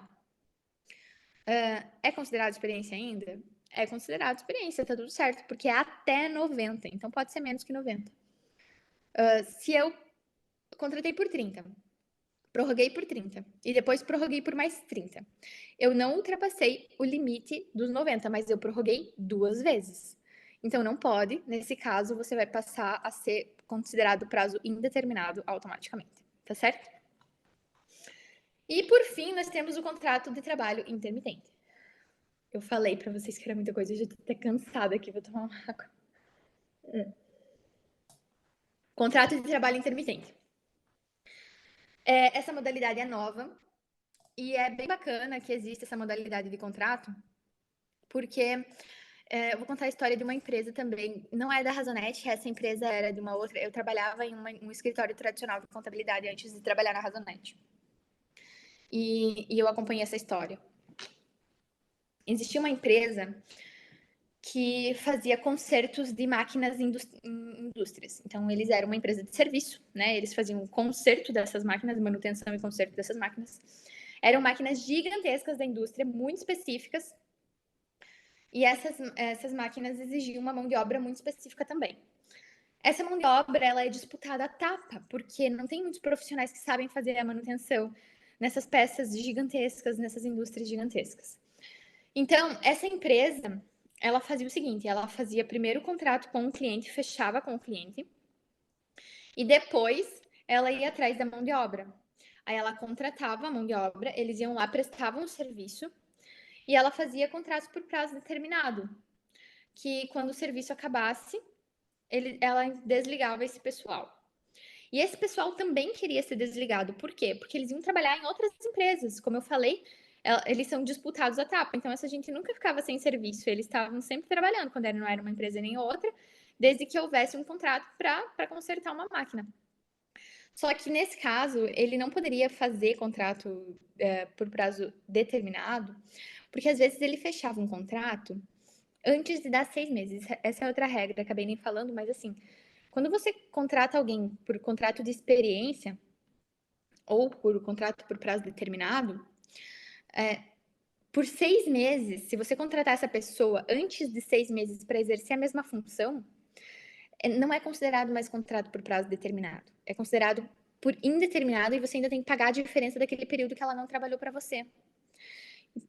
Não sei se eu falei de maneira clara aqui, é meio confuso isso, mas assim, eu contratei o Paulo por período de experiência hoje. Eu desliguei ele daqui uma semana, porque terminou a experiência dele. Daqui 4 meses, eu chamei o Paulo para trabalhar de novo na mesma função. Esse novo contrato do Paulo, ele não pode ser por experiência a mais. Ele não pode ser mais por prazo determinado. Ele vai ter que ser por prazo indeterminado. Se eu fizer por prazo determinado, antes de 2017, antes de existir a modalidade de intermitente, todo esse período, esses 4 meses que o Paulo ficou fora da minha empresa, eu teria que pagar para ele. Enfim, foi isso que aconteceu com essa empresa. Isso foi antes de 2017. E essa empresa sofreu uma reclamatória trabalhista e teve que pagar todo esse período de inatividade, ou todo esse período em que essas pessoas não estavam trabalhando para a empresa, para mais de 90 funcionários. Resultado, a empresa abriu o processo de falência. Foi a falência mesmo, gente. Perdeu tudo, perdeu o prédio, perdeu tudo. Então, essa modalidade intermitente, ela seria, se essa empresa, se ela tivesse durado mais um pouquinho, ela poderia fazer esses contratos por prazo de intermitente, na modalidade de intermitente, e daria tudo certo. Porque a modalidade intermitente é justamente para esses casos, em que você precisa contratar a pessoa por determinado período, e depois você libera ela, e depois você chama ela de volta ao trabalho, e depois você libera ela, e depois você chama ela de volta ao trabalho. O intermitente ele é justamente para serviços que têm essa natureza, e que eles não vão acontecer sempre, todo mês, todo dia, o ano inteiro. Eles acontecem de período em período. E para o empregado, também é vantagem ir trabalhar de período em período, em vez de ficar lá na empresa, às vezes, sem serviço. Então, o contrato intermitente, ele tem regras específicas para a sua modalidade. A primeira delas é que a remuneração, sempre que termina um período de serviço ativo, eu não fico fazendo rescisão o tempo todo. Eu não contrato e demito. Eu contrato só uma vez. E esse contrato vai durar por prazo indeterminado. Eu não sei quanto tempo ele vai durar. Mas existem períodos de atividade e de inatividade. Sempre que houver um período de atividade, eu chamo o empregado para vir trabalhar na minha empresa. Como que eu chamo? Como que eu digo assim, Paulo, vem trabalhar que vai ter um serviço agora. Eu posso chamar por WhatsApp, por e-mail, pelo Instagram, por carta, por sinal de fumaça, não interessa. Qualquer meio de comunicação eficaz está valendo. A legislação, inclusive, expressa isso, por qualquer meio de comunicação eficaz. Então, não existe uma regra. Se eu quiser chamar por telefone, eu posso chamar. Nossa, eu lembrei do sinal de fumaça antes do telefone, para ver como a gente não usa mais ligação, né? Que bom. E aí, eu tenho que chamar o Paulo pelo menos 3 dias antes do serviço começar. E o Paulo tem um dia para me responder. Se o Paulo não me responder nada dentro desse um dia, eu entendo que ele não vem para prestar esse serviço e eu posso chamar outra pessoa para o lugar dele. Isso é considerado insubordinação? Isso é considerado uma resistência do Paulo, alguma coisa assim? Não, porque isso faz parte da modalidade do contrato intermitente. Pode ser que o Paulo esteja em outra empresa prestando serviço para outra empresa e tá tudo bem. Então, o contrato intermitente, ele tem essa regra. Eu tenho que chamar ele 3 dias antes e ele tem um dia para me responder. Não falando nada, eu entendo que ele não vem. Agora, se ele aceitou vir, ele tem que vir. Se ele disse, sim, Luana, eu tô indo fazer o serviço. Então, ele tem que vir. Se ele não comparecer, ele vai pagar uma multa. Essa multa é de, se não me engano, 50% do valor que seria acordado entre nós. Eu combinei com o Paulo que eu ia pagar para ele R$ 2.000 pelo serviço. E ele disse que ele viria, e ele não veio. Ele tem que me pagar R$ 1.000 de multa por não ter vindo. Se ele não quiser pagar os R$ 1.000 de multa, a gente pode combinar outro serviço dentro do prazo de 30 dias. Então, assim, Paulo, não precisa me pagar os R$ 1.000 de multa, mas em 30 dias eu vou ter tal serviço em tal local, quero que você compareça lá. E lá o Paulo vai. Tá tudo certo, ele compensou, essa multa tá apagada. O mesmo vale para a empresa. Eu chamei o Paulo para vir aqui. Chamei com 3 dias de antecedência, ele respondeu com um dia de antecedência, tudo certo. E aí, quando ele chegou lá no local, a empresa estava fechada. Aí ele disse, Luana, tô aqui para trabalhar e não tenho serviço. O que aconteceu? Eu falei, bah, Paulo, cancelei, esqueci de te avisar. Agora é eu que tenho que pagar os R$ 1.000 para o Paulo. Essa multa vai e vem. Ela é para os dois lados. Se eu não quiser pagar os R$ 1.000 para o Paulo, eu vou dizer assim, mas Paulo, peraí, eu cancelei porque choveu, mas semana que vem vai fazer sol. você pode fazer o serviço semana que vem? Daí o Paulo fala, sim, semana que vem tá valendo. E aí essa multa vai embora, ela desaparece. Se o Paulo falar, não, semana que vem não posso, já tô em outro serviço, eu vou ter que pagar a multa. Continuando. Gente, até aqui, tudo certo? Eu vou dar uma olhada no chat aqui para não ficar tão feio. Posso transformar o contrato indeterminado para intermitente? Ai, tá aparecendo uma notificação. Aqui. Posso transformar o contrato indeterminado para intermitente sem ter que demitir trabalho com obra? Pode transformar o contrato, mas tem que ter anuência do empregado. E você vai ter que fazer isso, primeiro a coisa, olhar a tua convenção coletiva de trabalho e ver se ela permite essa relação. Sempre que você for fazer uma alteração contratual, você não pode prejudicar o empregado de maneira alguma. Se a alteração contratual tiver qualquer prejuízo para o empregado, ela já não será válida. E você tem que ter a anuência do empregado, significa que o empregado tem que concordar com isso. Ele tem que entender que para ele é mais vantagem o intermitente do que o contrato por prazo indeterminado normal, tá? O ideal é que essa alteração contratual seja feita com homologação do sindicato. Paulo, se você puder dar uma força ali, responder melhor. Mas é basicamente isso. Vou continuar aqui então. Vamos lá.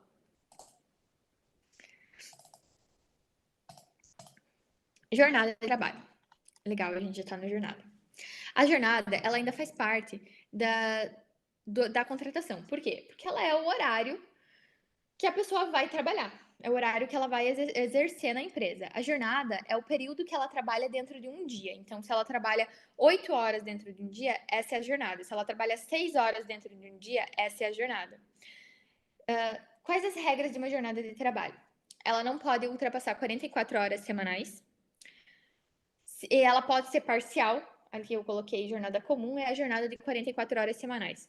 Se você pegar 44 horas e dividir pela semana, dá 8 horas por dia e 4 dias ao sábado, que é o comum.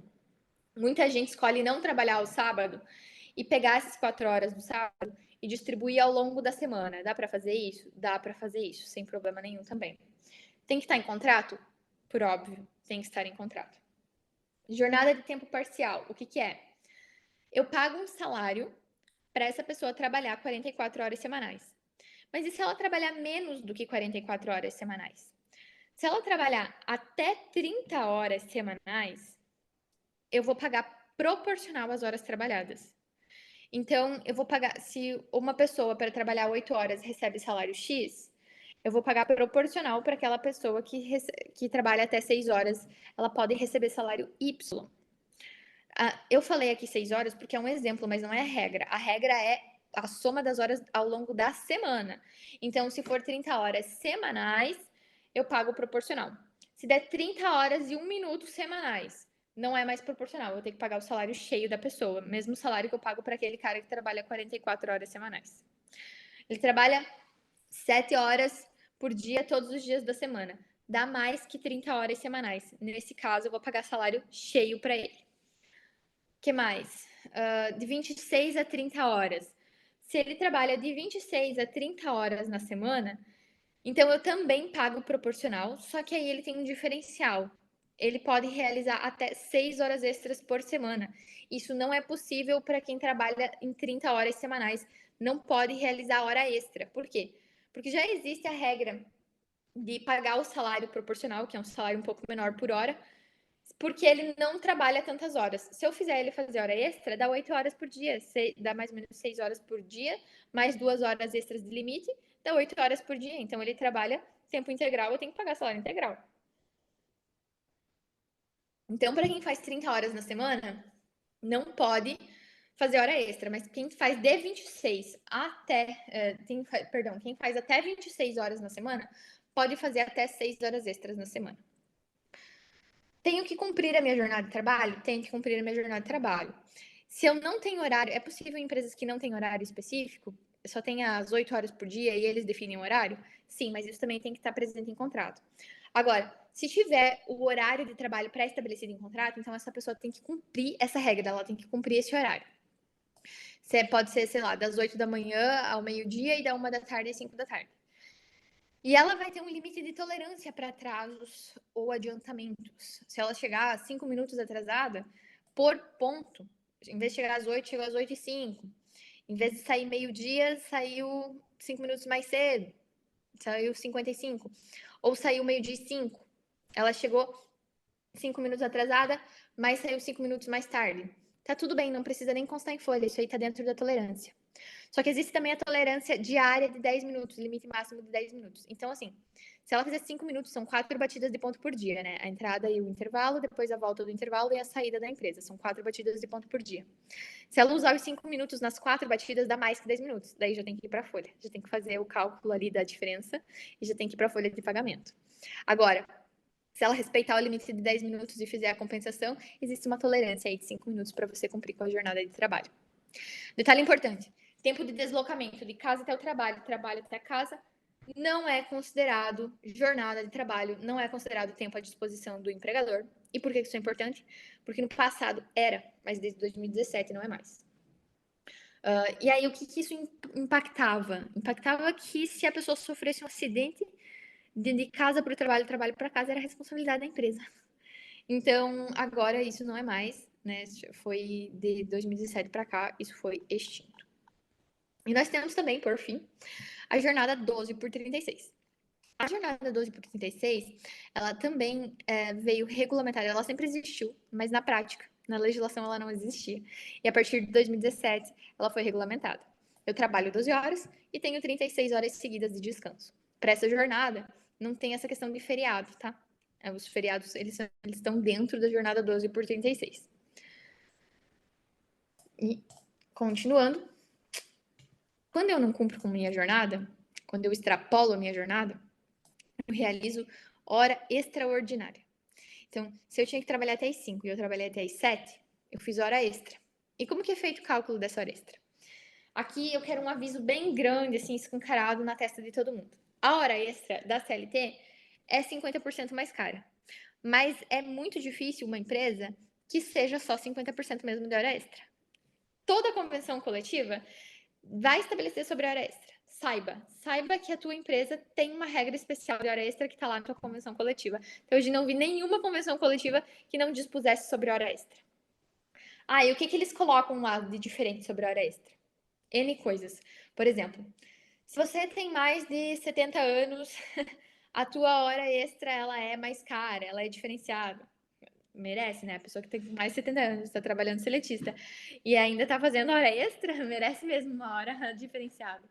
Mas enfim, já vi essa regra.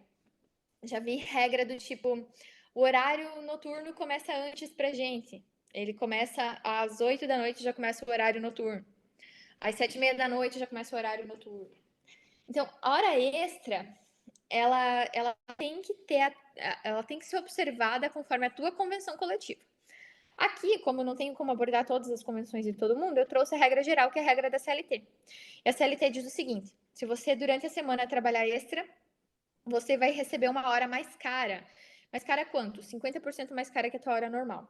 Se você trabalhar durante feriados e domingos, que é o descanso semanal remunerado, ou seja, eu estou em casa, eu estou no domingo, mas eu recebo por isso, eu recebo por 30 dias de trabalho, então eu recebo pelo meu domingo.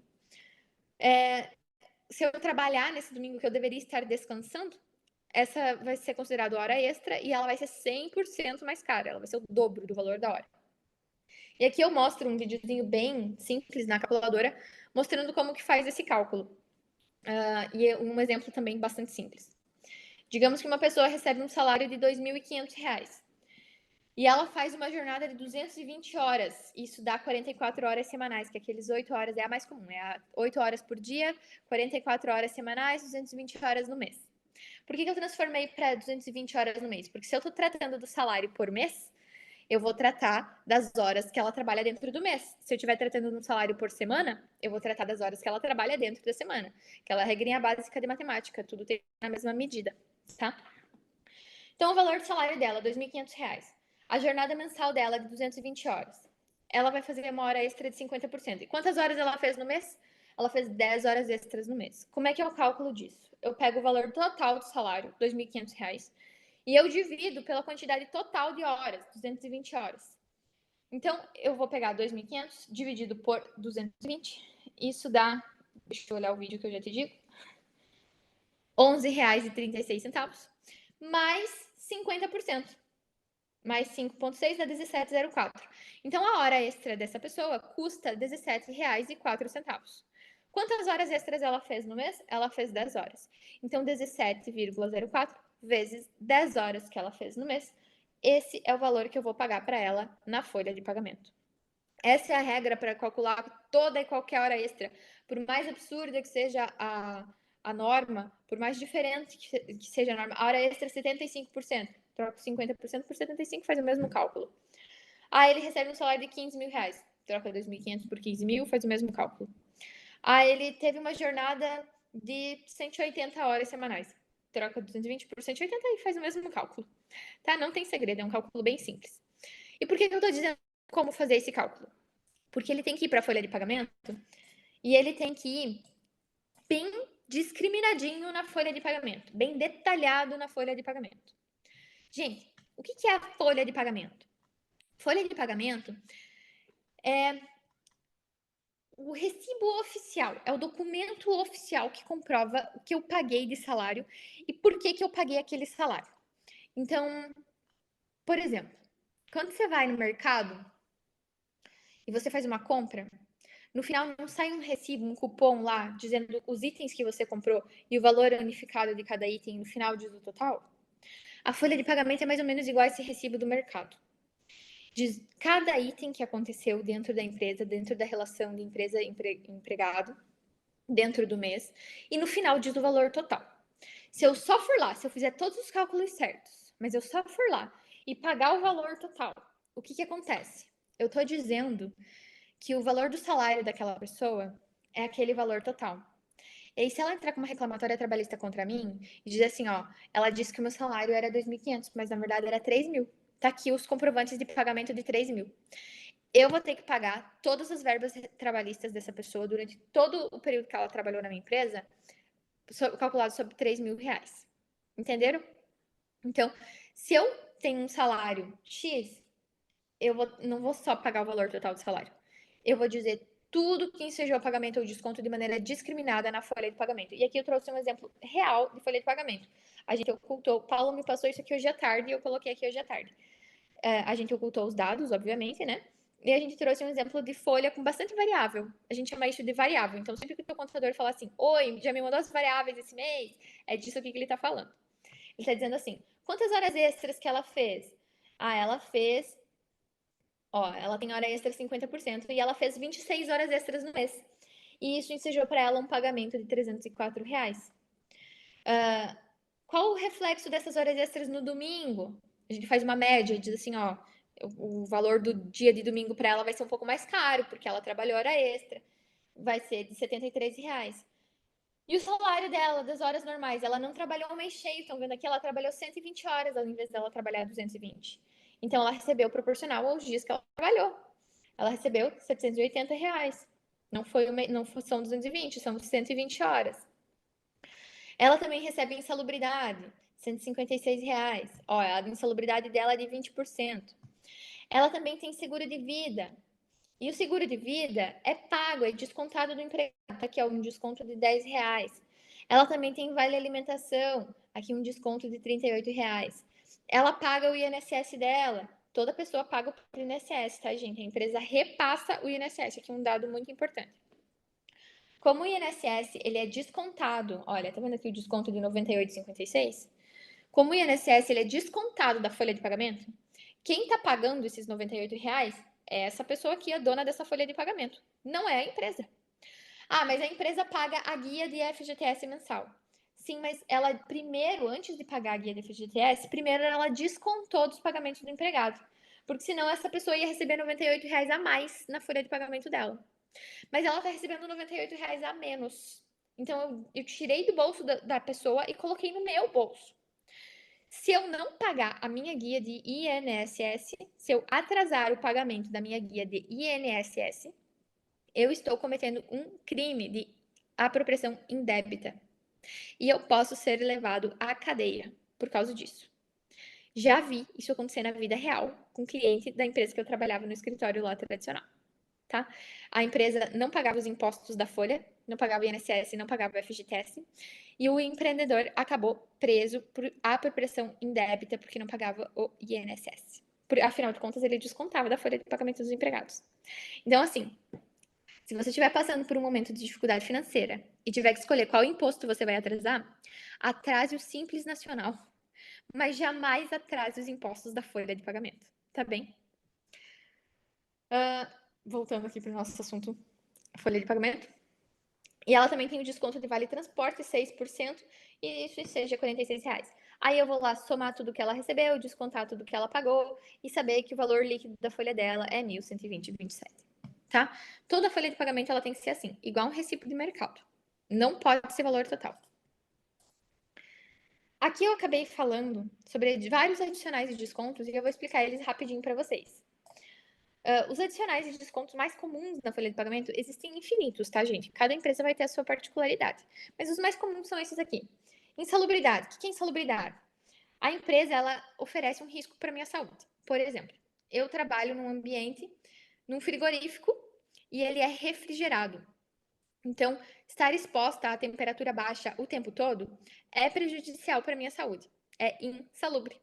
Nesse caso, aquela empresa que a gente falou lá no início de medicina e segurança do trabalho vai determinar qual o grau de insalubridade que tem na minha empresa. Se ele é pequenininho, se ele é médio, se ele é grandão.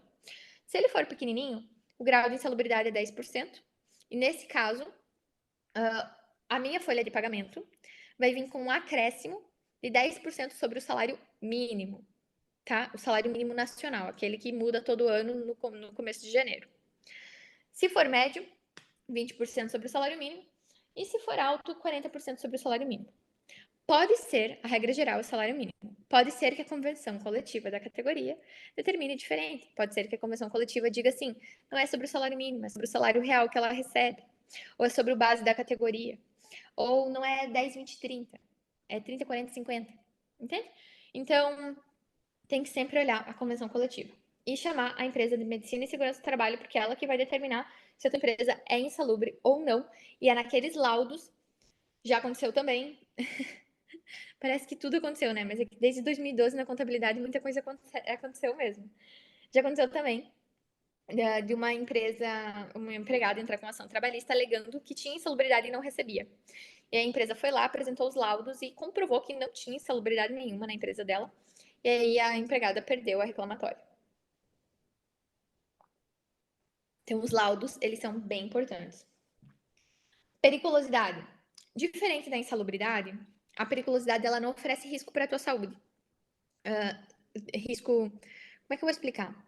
Existem locais que oferecem risco para a tua saúde e locais que são perigosos, mas não necessariamente afetam a tua saúde. Vou dar um exemplo. Trabalhar numa altura limpando janela. Vamos trabalhar limpando janela. É perigoso? Limpar a janela é perigoso? Depende.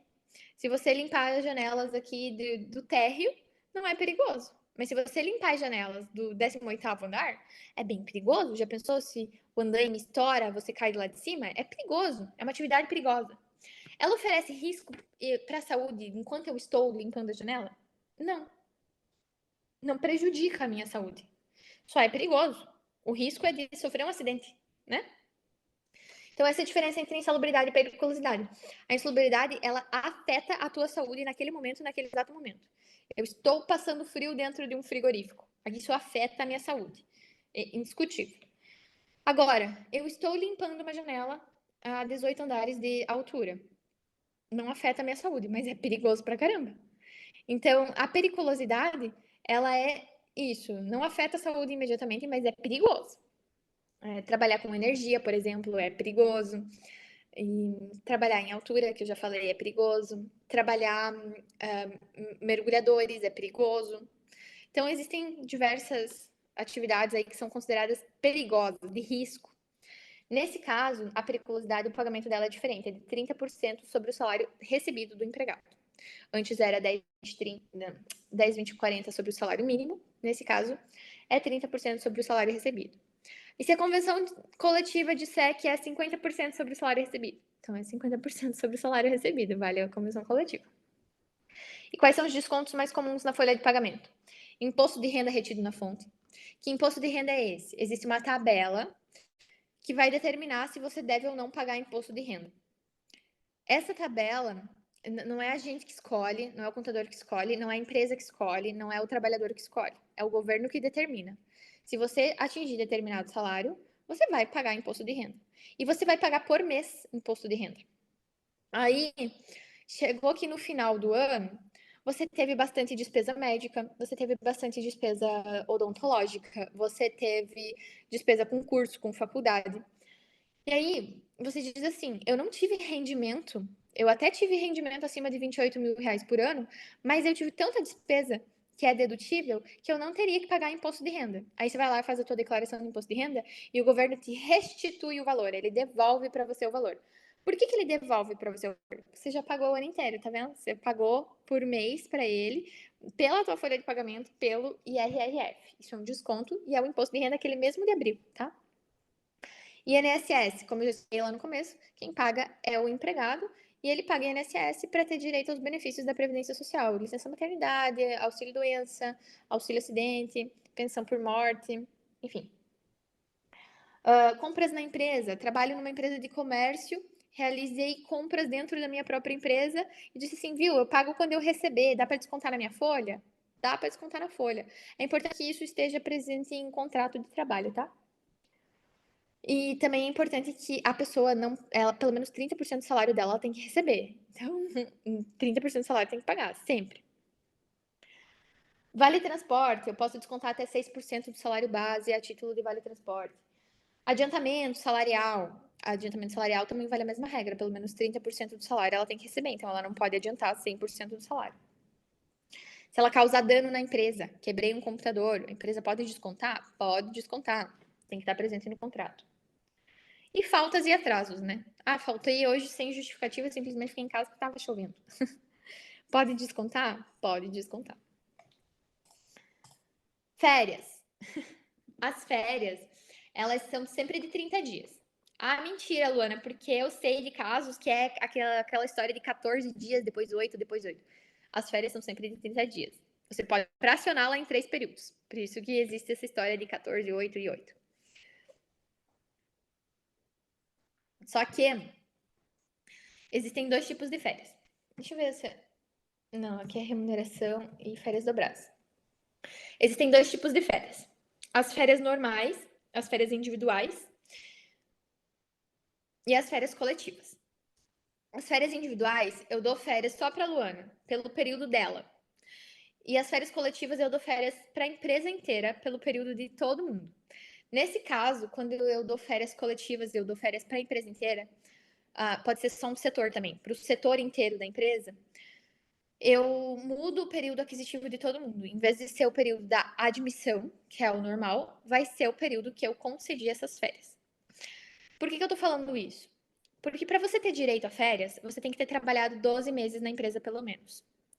Então, existe um período que você adquire direito a tirar férias, que é o período aquisitivo, e ele é um período de 12 meses depois que você começa a trabalhar na empresa. Então, comecei a trabalhar na empresa em fevereiro.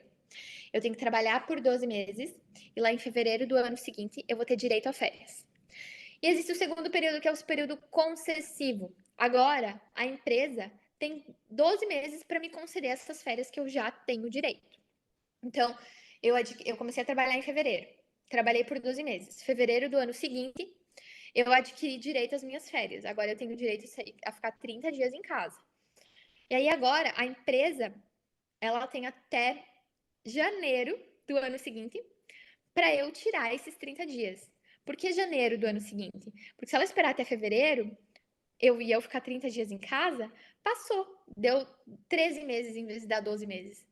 Porque eu fico 30 dias em casa. Aí ela vai ter que me pagar férias em dobro, tá? Existe o período aquisitivo e existe o período concessivo. E se a empresa não respeitar o período concessivo, ela vai pagar férias 2 vezes para o mesmo empregado. Vou ficar 60 dias em casa? Não, nada disso. Você vai ter férias normais de 30 dias, porém, você vai receber 2 vezes o valor das férias. E aqui até coloquei um exemplo de cálculo. A pessoa recebe R$ 1.500, mais o terço constitucional das férias. que é 1.500. Como que eu calculo o terço constitucional? É 1.500 dividido por 3, esse é o valor. Aí, esse valor, 1.500 dividido por 3, dá R$ 500. 1.500 mais R$ 500 dá R$ 2.000. Esse é o valor que a pessoa vai receber de férias. Agora, digamos que ele não cumpriu o período concessivo, a empresa não concedeu as férias dentro do prazo, vai pagar férias em dobro. 1.500 vezes 2, R$ 3.000. R$ 3.000 mais um terço de R$ 3.000, mais R$ 1.000, igual a R$ 4.000. Dá sempre o dobro. Por isso que é considerado o dobro de férias, é o dobro do salário. Ele vai receber R$ 4.000 de remuneração nas férias e vai tirar os mesmos 30 dias, tá certo? Voltando aqui para a história do fracionamento nas férias. Às vezes as empresas não conseguem arcar com a pessoa em casa por 30 dias seguidos. E às vezes a própria pessoa não quer ficar em casa por 30 dias seguidos. Eu sou uma. Se eu ficar em casa por 30 dias seguidos, eu vou à loucura. Eu vou ficar fazendo faxina, eu vou ficar lavando cortina, vou achar serviço para fazer. Meu Deus, eu não vou conseguir ficar parada 30 dias. Vou ficar 30 dias viajando. Deus me livre. Não quero ficar 30 dias viajando. Esse é o meu perfil. Então, para mim, é muito mais vantagem se a empresa fracionar as minhas férias. E aí, existe uma regra para esse fracionamento. O empregado pode solicitar o fracionamento de férias para a empresa? Pode, mas quem decide é a empresa. A empresa pode pedir para o empregado se ele aceita fracionar as férias dele? Pode também. Tem que ser mútuo acordo essa decisão do fracionamento das férias. Senão ela concede os 30 dias seguidos, mas quem decide quando dar os 30 dias é a empresa. Da mesma forma, quem decide quando e como fracionar é a empresa. Então, eu coloquei aqui 3 exemplos. Por quê? Porque a regra para fracionar em 3 períodos não é dividir os 30 dias em 3 períodos iguais. Poderia ser, que seria muito mais fácil.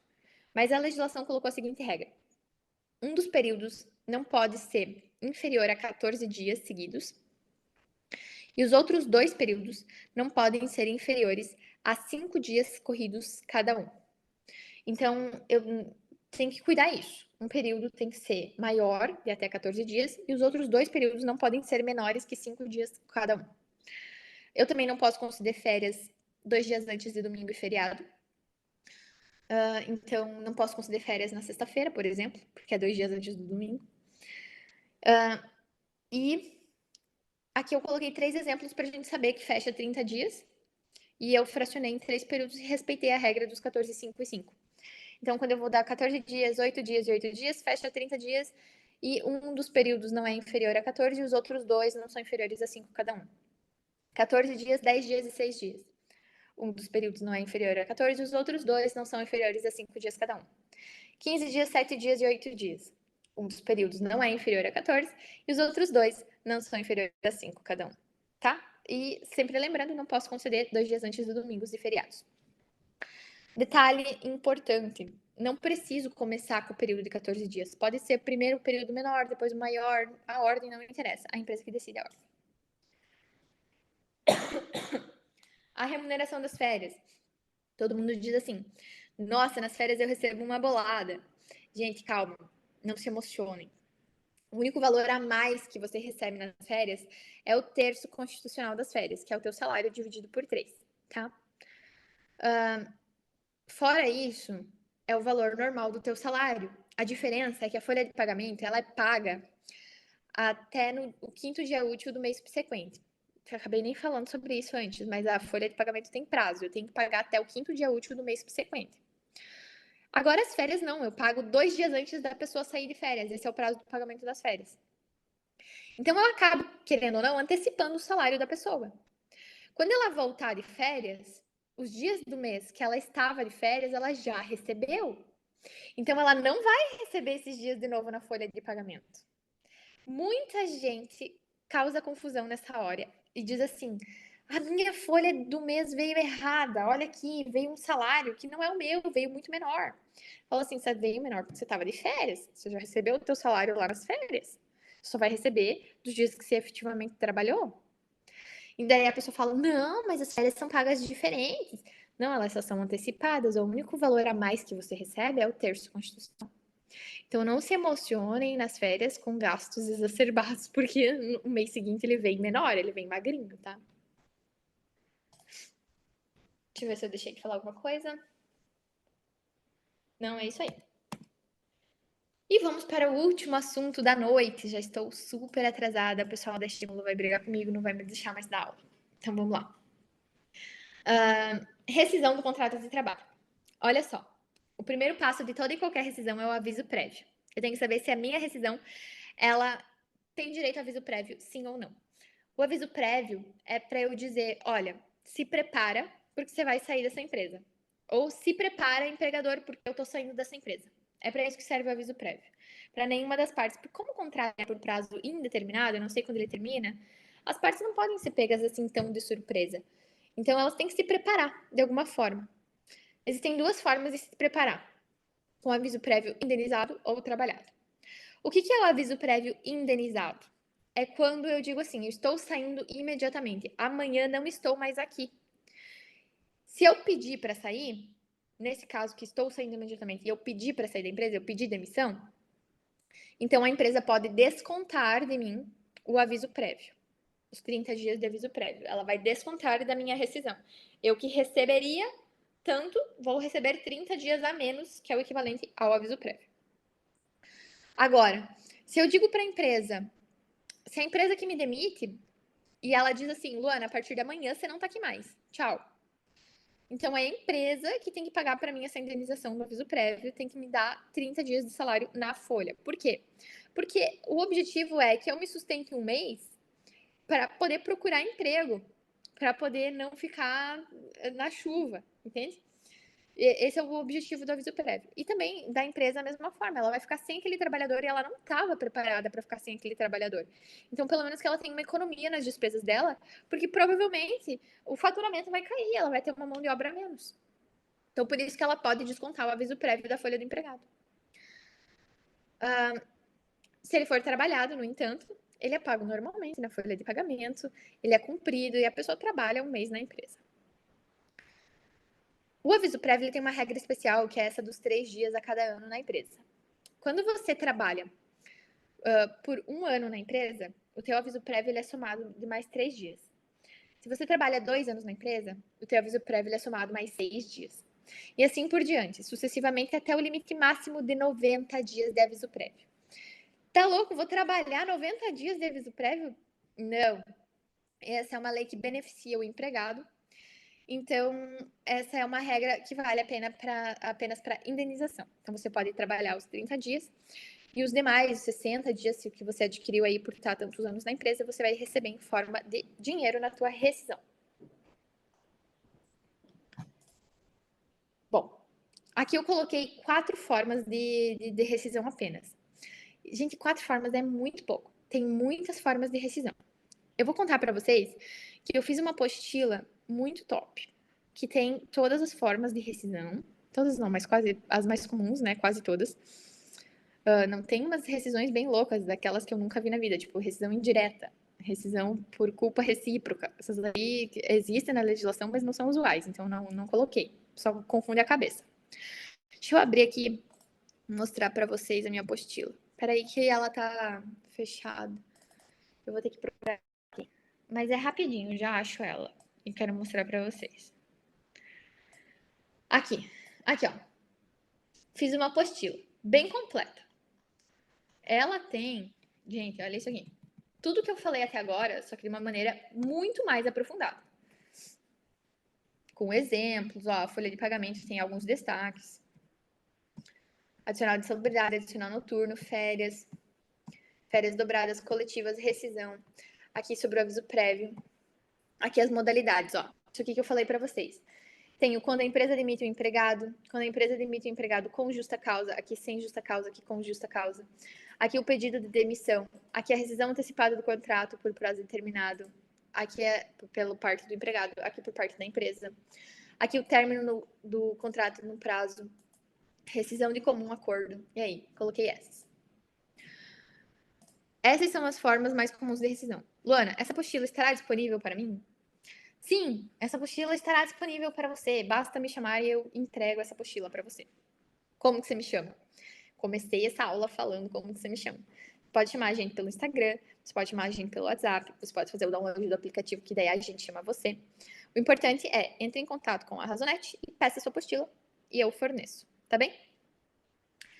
Aqui nos slides eu coloquei apenas 4, que são os 4 mais comuns que a gente vê no dia a dia, tá? O demitido, quando a empresa manda a pessoa embora. Ela vai ter direito a todas as verbas rescisórias. Ela vai ter direito ao saldo do salário do mês, ao aviso prévio, férias proporcionais, terço constitucional das férias, férias vencidas se tiver. Como que vai ter férias vencidas? Lembra que a empresa tem 12 meses para pagar as férias? Se ela não pagou as férias nesses 12 meses e acabou demitindo a pessoa, vai pagar férias vencidas e mais as proporcionais, mais as do ano que estava já correndo. 13º salário proporcional. E vai pagar uma multa. Por quê? Porque o contrato é por prazo indeterminado e a pessoa encerrou o contrato. E ela vai pagar uma multa equivalente a 40% do saldo de FGTS que essa pessoa tem na conta. E ela vai poder sacar todo esse saldo de FGTS, tudo que ela tem na conta, mais os 40% que ela foi indenização. E ainda vai ter liberadas as guias do seguro-desemprego. Vai receber o seguro-desemprego? É isso que você está me dizendo? Não. Eu estou dizendo que a empresa vai liberar para você guias que possibilitam a você pedir o seguro-desemprego. Se você vai receber ou não, é lá com o Cine. Por que eu estou falando isso? Porque existem muitos casos em que a pessoa, por mais que tenha sido desligada, demitida da empresa sem justa causa, não recebe o seguro-desemprego. Mas não recebe por outro motivo. Por exemplo, o seguro-desemprego é incompatível com outro benefício que ela recebe no INSS. Nem sei se existe essa regra, tô chutando. Provavelmente não existe. Mas é isso que eu quero dizer. O seguro-desemprego ele tem regulamentação própria. O que a empresa pode fazer é liberar você para ir lá pedir seguro. Se você vai receber, é o Cine que responde. Tem muita gente que diz assim: a empresa não me pagou o seguro-desemprego. Não tem nada a ver. Quem te pagou o seguro-desemprego foi o Cine. A empresa ela não é responsável por pagar o seguro. Ela apenas libera as guias que possibilitam você pedir o seguro. Tem muita gente que tá no. O caso mais comum que eu vejo é que tem muita gente que foi desligado da empresa, foi demitido, mas não consegue receber o seguro porque tem um MEI. Quem tem MEI ativo nem sempre consegue receber o seguro-desemprego. Porque o Cine alega o seguinte: não, você tem outra fonte de renda, você tem uma empresa que tem uma fonte de renda. Tem gente que vai lá e comprova que o MEI está inativo, que não tem outra fonte de renda e consegue o seguro. Tem gente que não consegue. E aí não recebe o seguro. Então, esse é um exemplo apenas para dizer, se você não recebeu o seguro-desemprego, não é culpa da empresa. Existe alguma particularidade no teu caso que impede o recebimento desse seguro. O que a empresa tem que fazer é liberar para você a possibilidade de solicitar o seguro. Por isso que a gente fala, libera seguro-desemprego e FGTS.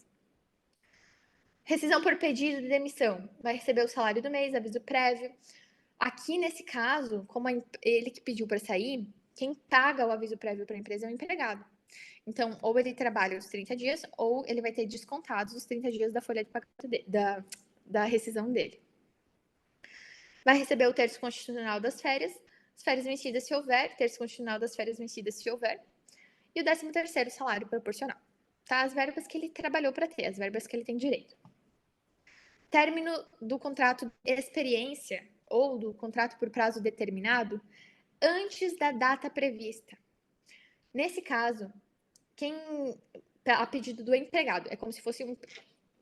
Tinha um bicho na minha câmera. É como se fosse um pedido de demissão, tá? Ele pediu para sair antes do prazo determinado. Era para ele sair no dia 30 e ele saiu no dia 15, por exemplo. Nesse caso, ele vai receber o saldo de salário, os 15 dias que ele trabalhou.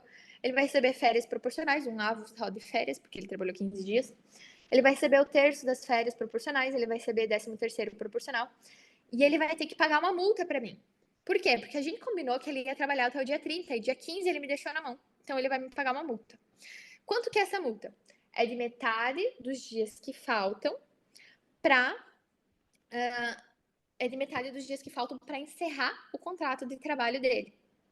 Então, se faltavam 15 dias para encerrar o contrato, é 15 dividido por 2.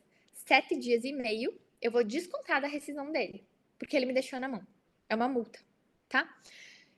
E se for antecipado pela empresa? Mesmas regras. Aí, nesse caso, quem paga a multa para o empregado é a empresa.